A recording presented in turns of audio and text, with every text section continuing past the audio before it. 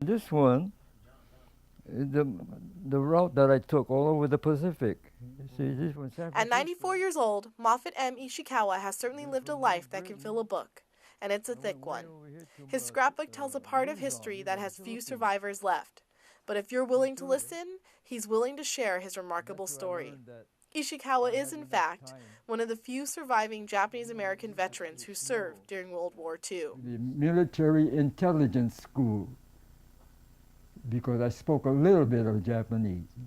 Not very fluent, but I spoke just enough to get by, you know. In 1942, Ishikawa was translating enemy communications in the South Pacific while his parents were being detained with 120,000 other Japanese Americans in concentration camps. We would have vacations, so I would visit my parents in the concentration camp. Ishikawa says Japanese American soldiers suffered discrimination in the armed forces. Some paid with their lives. He was killed by an American soldier because he had that Japanese face.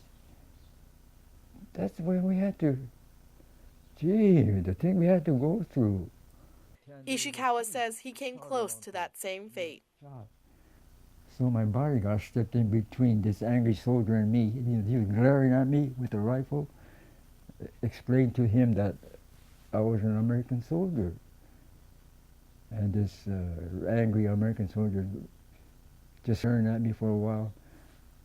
Then he turned around and walked away. And I said to my bodyguard, "Hey, thanks a lot. You know, he saved my life." Despite almost being killed by a fellow soldier, Ishikawa continued to serve his country. I believed I was an American. I believed I was an American. I was born here. That's why I wanted to prove my loyalty to help the future, generation. It was this unfaltering devotion that was recognized this past November when Ishikawa and other Japanese American veterans were awarded the Congressional Gold Medal. It is the highest civilian award that can be given. And recently, some of the veterans and widows who were unable to make the trip to Washington, D.C.